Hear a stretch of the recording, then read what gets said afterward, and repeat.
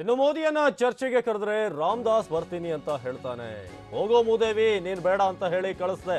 ಈ ಮಾತನ್ನ ಹೇಳಿರೋದು ಮಾಜಿ ಸಿಎಂ ಸಿದ್ದರಾಮಯ್ಯನವರು. ಮೋದಿಯನ್ನ ಚರ್ಚೆಗೆ ಕರೆದ್ರೆ ರಾಮದಾಸ್ ಈ ರೀತಿಯಾಗಿ ಬರ್ತೀನಿ ಚರ್ಚೆಗೆ ಅಂತ ಹೇಳ್ತಾರೆ. ಹೋಗೋ ಮೂದೇವಿ ನೀನು ಬೇಡ ಅಂತ ಹೇಳಿ ಕಳಿಸಿದ್ದೀನಿ ಅಂತ ಕಡಕೋಳದಲ್ಲಿ, ಮೈಸೂರು ತಾಲೂಕಿನ ಕಡಕೋಳದಲ್ಲಿ ಸಿದ್ದರಾಮಯ್ಯನವರು ಹೇಳಿಕೆ ಕೊಟ್ಟಿರೋದು. ನಾನು ಬಹಿರಂಗವಾದಂತ ಚರ್ಚೆಗೆ ಆಹ್ವಾನ ಮಾಡಿದ್ರೆ ರಾಮದಾಸ್ ನಾನು ಬರ್ತೀನಿ ಅಂತ ಹೇಳ್ತಾನೆ, ಅದಕ್ಕೆ ಬೇಡ ನೀನು ಹೋಗು ಮೂದೇವಿ ಅಂತ ಹೇಳಿ ಹೇಳಿದ್ದೀನಿ ಅಂತ. ಎಲ್ಲಾದ್ರೂ ಸರಿ, ಮೋದಿ ಬಹಿರಂಗ ಚರ್ಚೆಗೆ ನನ್ನ ಮುಂದೆ ಬರಲಿ, ಈ ಒಂದು ಸವಾಲನ್ನು ಈಗಲೂ ಕೂಡ ನಾನು ಹಾಕ್ತೀನಿ. ಮೋದಿ ಸಂಸತ್ಗೂ ಬರೋದಿಲ್ಲ, ಇನ್ನೊಂದು ಕಡೆ ಬಹಿರಂಗ ಚರ್ಚೆಗೂ ಕೂಡ ಲಭ್ಯವಾಗ್ತಿಲ್ಲ, ಮಾಧ್ಯಮಗಳ ಕೈಗೂ ಕೂಡ ಸಿಗಲ್ಲ.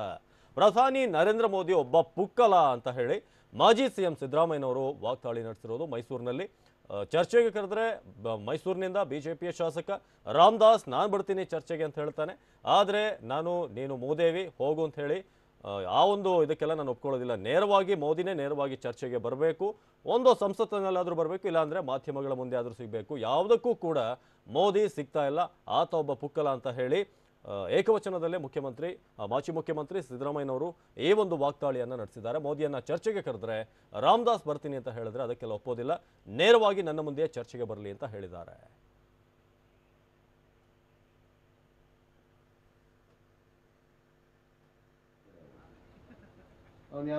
ಇಲ್ಲಿ ನರೇಂದ್ರ ಮೋದಿಜಿ ನಾವಿಬ್ರು ಒಂದೇ ವೇದಿಕೆಗೆ ಬರೋಣ ಬರ್ರಿ ಅಂತಂದೆ. ಇವ ಇಲ್ಲಿ ರಾಮದಾಸ ಇದನ್ನ ನಾ ಬರ್ತೀನಿ ಅಂತ ಮದುವೆ ನೀನ್ ಯಾಕೆ ನನಗೆ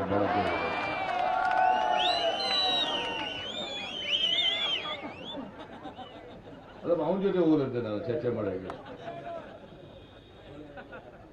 ನರೇಂದ್ರ ಮೋದಿ ಅವರು ಬರ್ರಿ, ನರೇಂದ್ರ ಮೋದಿ ಅವರಿಗೆ ಬರ್ರಿ ಚರ್ಚೆ ಮಾಡೋಣ, ನೀವೇನ್ ಮಾಡಿದ್ರಿ ನಾವೇನ್ ಮಾಡಿದ್ರಿ ಹೇಳೋಣ ಬರ್ರಪ್ಪ, ಸಂವಿಧಾನ ಪರವ ಯಾರಿದ್ದಾರೆ ಯಾರಿಲ್ಲ ಬರ್ರಿ ಮಾತಾಡೋಣ. ಅದಕ್ಕೆ ಬರಲ್ವಂತೆ ಅವ್ರು. ಇವ ರಾಮದಾಸ್ ನಾ ಬರ್ತೀನಿ ನೋಡಪ್ಪ, ನರೇಂದ್ರ ಮೋದಿ ಅವರು ಇದ್ರೆ ಕರ್ಕಪ್ಪ ಬರ್ತೀನಿ, ಎಲ್ಲಾರು ವೇದಿಕೆ ಮಾಡು, ಮೈಸೂರಿನಾದ್ರು ಮಾಡು, ಬೆಂಗಳೂರಿನಲ್ಲಾರು ಮಾಡು, ಡೆಲ್ಲಿನಲ್ಲಾರು ಮಾಡು, ಅದಕ್ಕೆ ಮಾತಿಲ್ಲ. ಇವ್ ಬರ್ತಾನಂತ ರಾಮದಾಸ್. ಇವನೇ ಕ್ರಿಮಿನಲ್ ಕೇಸ್ ಹಾಕಿಸ್ಕೊಂಡು ಇವ್ ಹೋಗಿರೋ ಗಿರಾಕಿ ನಮ್ಗೆ ಬಂದು ಇವೇನ್ ಬಂದು ಏನಪ್ಪ ಮಾಡ್ತಾನೆ.